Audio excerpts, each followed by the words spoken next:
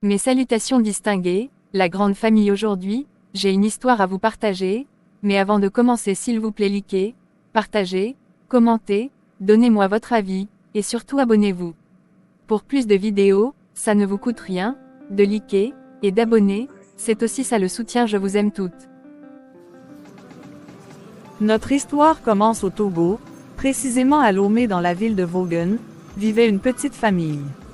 La famille Diop, Gilbert Diop tailleur retraité, mais pour gagner de quoi manger, il faisait de l'agriculture, avec sa femme Vanessa, cette dernière aussi, qui avait passé la majeure partie de sa vie à cultiver, dans les champs, et aller vendre ses récoltes, dans tous les marchés, et environnements de la ville, et plus de ses récoltes, le couple faisait des beignets sucrés et salés, pour les accompagner dans leurs tâches quotidiennes, ils peuvent compter sur le soutien de Yannette la nièce de papa Gilbert, avec qui ils vivaient depuis qu'elle était petite. Jeannette est une jeune fille, de 25 ans qualifiée, d'une fille intelligente travailleuse, toujours au service de ses parents. Altuse est toujours présente lors qu'ils avaient besoin d'elle. En plus de la jeune fille Jeannette, qui constituait une force pour leurs activités. Viviane, c'est la petite dernière de la famille, Diop, âgée de 19 ans, leur fournisseur également de l'aide, parce qu'elle n'était pas à l'école. Pauline, 28 ans l'aînée, du couple Diop résigné, en Europe depuis quelques années, et représente la fierté du couple, qui sentait la fin de leur souffrance approcher, les années de supplies, de dur labeur et de sacrifices pour envoyer leur fille.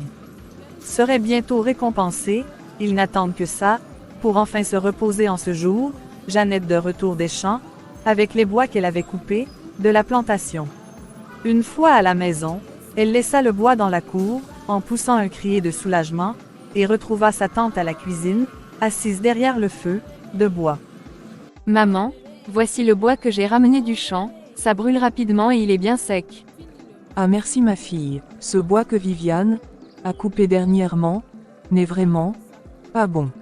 Ça me fait souffrir. Ne t'inquiète pas maman, va te reposer, je vais finir la cuisine.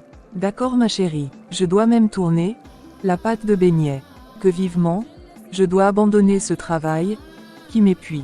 Ça va aller, oh maman je me disais, comme ça que, l'année prochaine, je pourrai retourner à l'école. Ah, ma fille, où allons-nous trouver de l'argent pour tes études?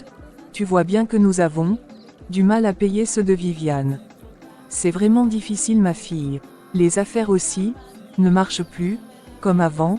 C'est devant toi ici que je rentre du marché avec le reste des beignets. D'accord maman, je vais patienter. Je suis vraiment désolée, ma chérie.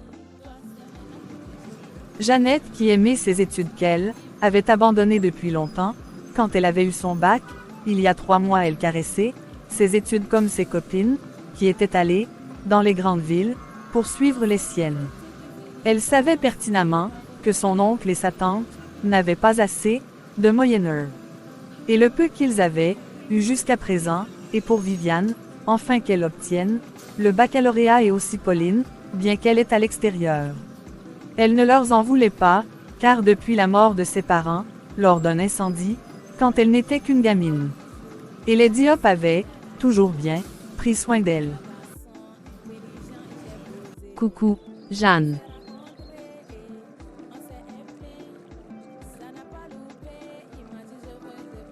Mais tu es arrivée quand? Il y a quelques jours.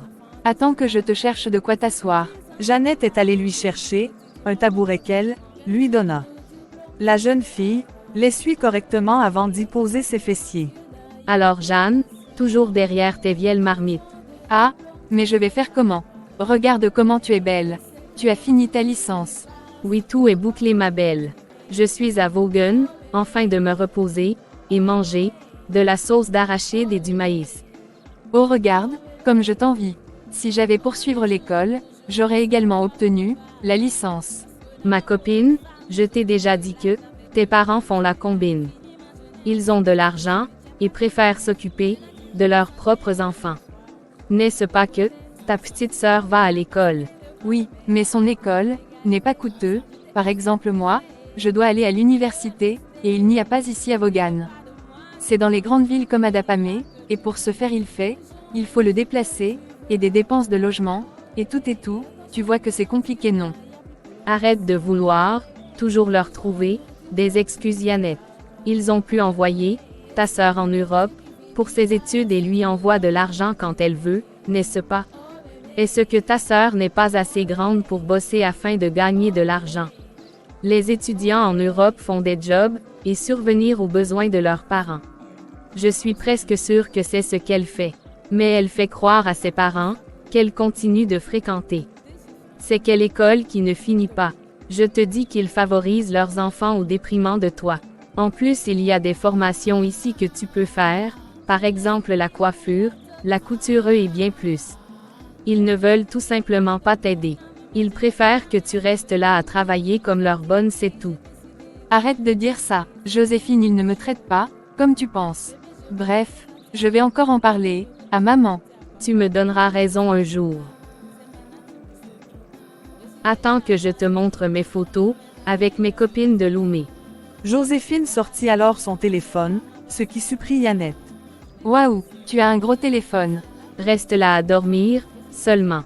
Il y a la vie dans les grandes villes, tu es une belle fille mais gentillesse t'a gâtée. J'espère que tu sortiras d'ici un jour. Je l'espère aussi ma copine, montre-moi maintenant tes photos.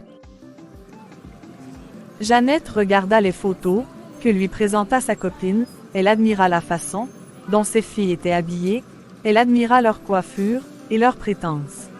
Elles étaient chics, contrairement à elle, qui ne portait que des vêtements, déjà utilisés.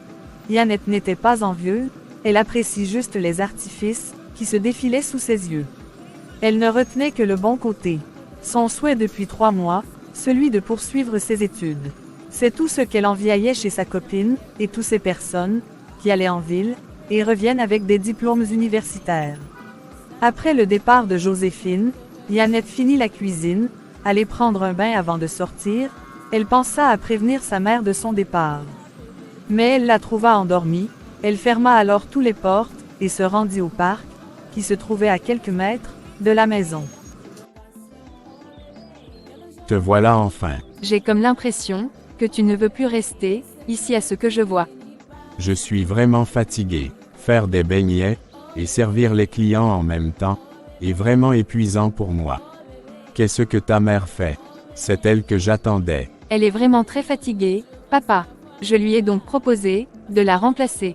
D'accord. Et ta sœur, est-ce qu'elle est rentrée de l'école? Pas encore. Je suis sûr qu'elle traîne avec ces amis voyous-là, que je déteste. Cet enfant est très têtue, elle n'écoute pas. Si elle s'amuse, elle va reprendre sa classe de première. Laisse-moi retirer les beignets au feu. Tu peux rentrer papa, j'ai déjà fait à manger. D'accord, j'y vais donc. Après je vais doser un long sommeil. Il fait super chaud, ces temps-ci. Ce climat est vraiment inquiétant pour nos cultures. Tu le dis à qui papa? Entre-temps, Joséphine était, en train de manger, la pâte et la sauce d'arachide, juste en face de sa télé, et là elle entend la porte frappée par quelqu'un.